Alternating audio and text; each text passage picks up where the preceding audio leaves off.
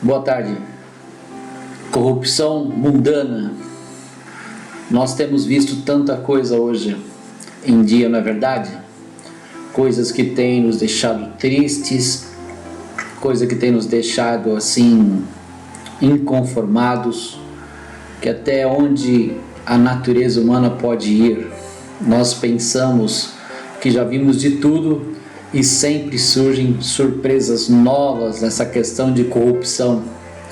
E corrupção ela não está somente na esfera dos políticos. A corrupção, na verdade, sempre esteve no mundo e ela rodeia a todas as pessoas. Em todos os lugares temos visto corrupção. E isso é algo que entristece a Deus. E hoje eu quero convidar a você a estudar um pouquinho sobre o que Deus pensa a respeito de corrupção. Eu sou o professor Brandão, da Escola Bíblica Dominical da Igreja Batista em Brás Cubas. E o texto que nós vamos ler hoje está em 2 Pedro, capítulo 1, versículo 3 até o 7. Nós sempre lemos o versículo porque nós falamos sempre a respeito da Bíblia. A Bíblia é a palavra de Deus e nela nós nos apoiamos para o aprendizado, para o crescimento saudável e espiritual de todas as pessoas que fazem parte do corpo de Cristo. Veja o que está escrito em 2 Pedro.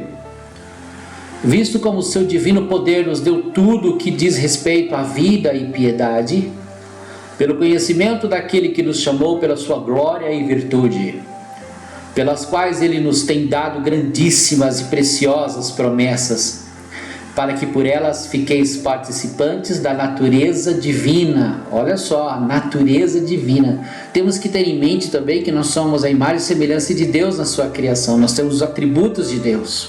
Continuando.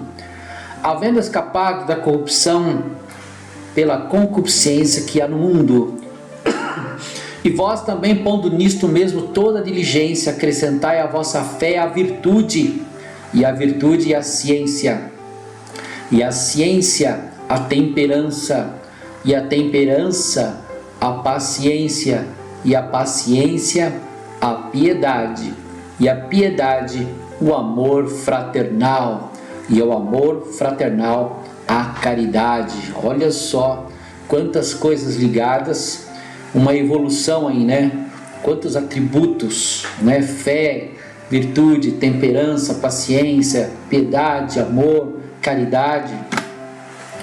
E a religião pura e imaculada para com Deus, ó Pai, é esta: visitar os órfãos e as viúvas nas suas tribulações e guardar-se da corrupção do mundo.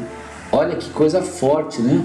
Guardar-se da corrupção do mundo. E também nas questões em relação às viúvas e os órfãos, né? Para que eles não passem necessidade. Muita gente tenta combater a corrupção do mundo procurando problema no outro, mas só se vence a corrupção quando começamos por nós mesmos. Nesta lição trataremos sobre a corrupção e é interessante saber que o ser humano se indigna com o resultado da corrupção, porém ficaria surpreso se descobrisse onde ela mesmo se inicia.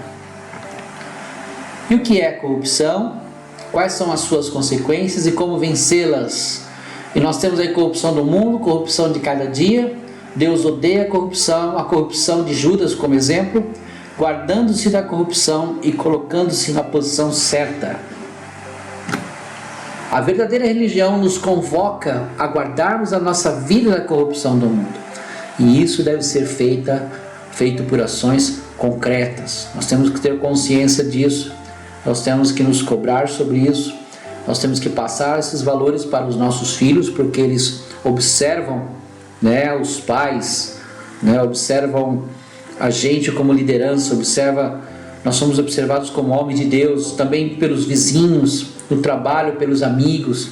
Então nós temos que ter uma clareza sobre esse assunto. Corrupção é o ato de corromper algo ou alguém visando benefício próprio por meio fraudulento e ilícito, prejudicar alguém para se beneficiar. A corrupção do mundo. Quando o livro de Tiago diz que devemos nos guardar da corrupção do mundo, ele está se referindo a uma expansão de atos corruptos em todos os cantos da terra. A corrupção não começou hoje. A história mostra que muitos homens de Deus tiveram de lidar com essa problemática. Porque sei que são muitas vossas transgressões e enormes os vossos pecados. Afligis o justo, tomais resgate e rejeitais os necessitados na porta. Amós 5,12. Olha só que palavra pesada do profeta, né? Então, olha só, porque sei que são muitas vossas transgressões.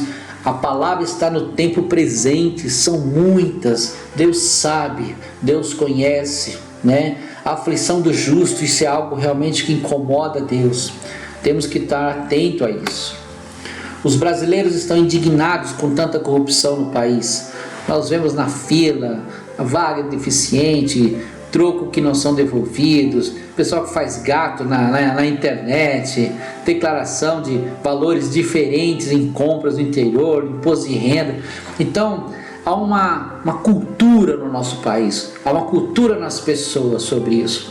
Então nós temos que, nas pequenas coisas, nós temos que estar cientes, zelosos, atentos, né? Para que nós possamos dar testemunho. A corrupção está presente no nosso dia a dia e muitas vezes sequer percebemos porque se tornou iniquidade. O que é iniquidade? É um pecado que não está mais perturbando a consciência, né? Quando o pecado começa a ficar enraizado, isso se torna iniquidade. E a Bíblia fala que Deus, quando observa a iniquidade, é algo que já não tem mais uma condição de arrependimento, aí realmente vem o juízo, aí está o perigo. Então nós temos que tomar cuidado com isso, temos que estar atento a esse tipo de coisa.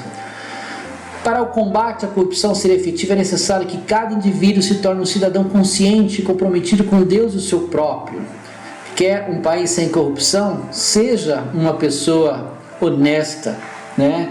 Isso vai fazer o país mudar. Começa lá na casa das pessoas, começa nas famílias, começa no dia a dia. A natureza humana foi corrompida pelo pecado, mas pode ser transformada através do novo nascimento em Cristo Jesus. Não vos conformeis com esse mundo, mas transformai-vos pela renovação do vosso entendimento, para que experimenteis qual seja a boa, agradável e perfeita vontade de Deus. Olha, Paulo, ele está revelando aí um processo, né?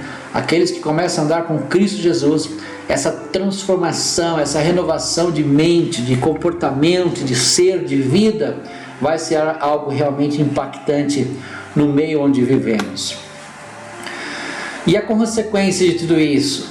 Presentes se receberem no meio de ti para se derramar sangue, usura e lucro, usaste de avareza com teu próximo, oprimindo-o, mas de mim te esquecesse, diz o Senhor Jeová, e eis que bati as mãos contra a tua avareza, de que usaste, e por causa de teu sangue, que houve no meio de ti. Olha que palavra dura, Deus falando para uma pessoa que ela é avarenta, uma pessoa capaz de oprimir o justo por causa de dinheiro, uma pessoa capaz de se beneficiar por juros por causa de recursos e benefício próprio. Então Deus, ele reprova tudo isso, né?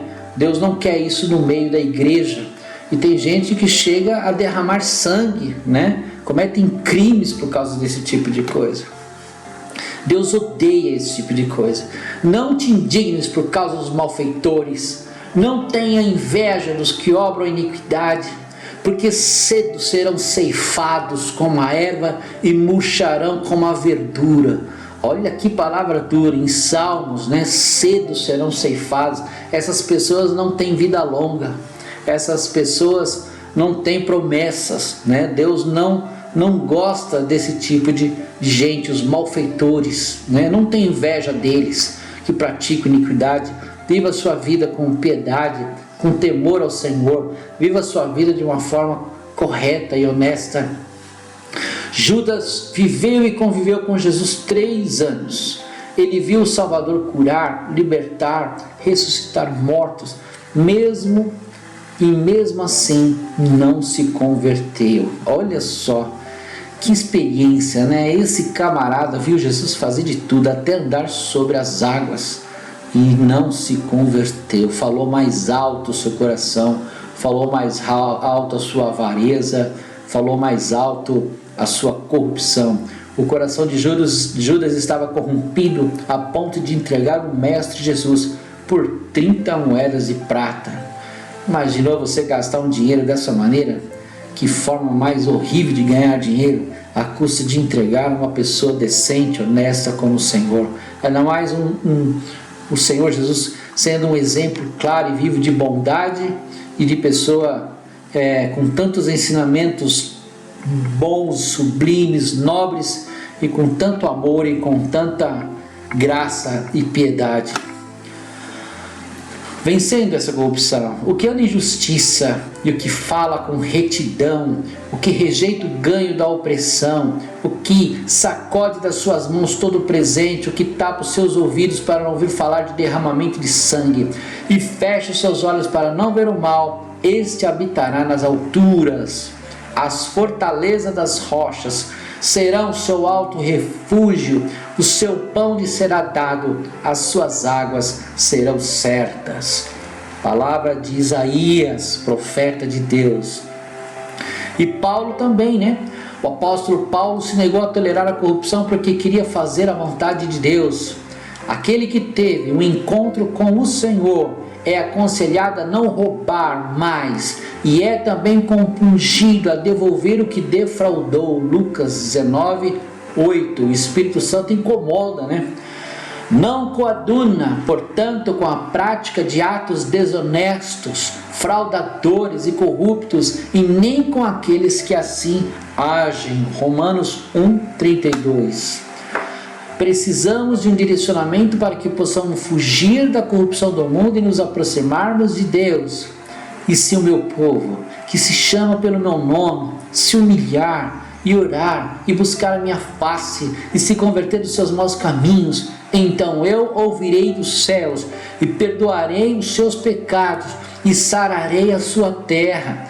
Veja, nós temos que entender que o evangelho verdadeiro do Senhor requer a renúncia de coisas erradas, requer dizer não para aquilo que não é aceitável, requer a gente ter um posicionamento firme do que é vivo e do que é verdadeiro referente à palavra de Deus. Então, não é barulho, não é movimento, não é nada disso, é obediência à palavra de Deus. Vai passar o céu, vai passar a terra, vai passar tudo, só uma coisa não vai passar: a palavra de Deus. Essa sim permanece para sempre. Se o meu povo, que se chama pelo meu nome, se humilhar e orar e buscar a minha face e se converter todos os dias dos seus caminhos, porque nós erramos direto, né? Nós erramos todos os dias, nós temos que fazer isso todos os dias. Então Deus diz: eu ouvirei dos céus, perdoarei os seus pecados, sararei a sua terra, e nós podemos viver todos os dias na presença de Deus. Isso é um fato, isso é importante. O Senhor espera que o seu povo seja luz, e nesse mundo em trevas, glorificando através do nosso testemunho de vida diário, e assim mostrar que é possível ser um cidadão de bem, próspero e feliz, sem se corromper. Lembre-se das pessoas que moram próximo de você, que convivem com você. Lembre-se do bom testemunho.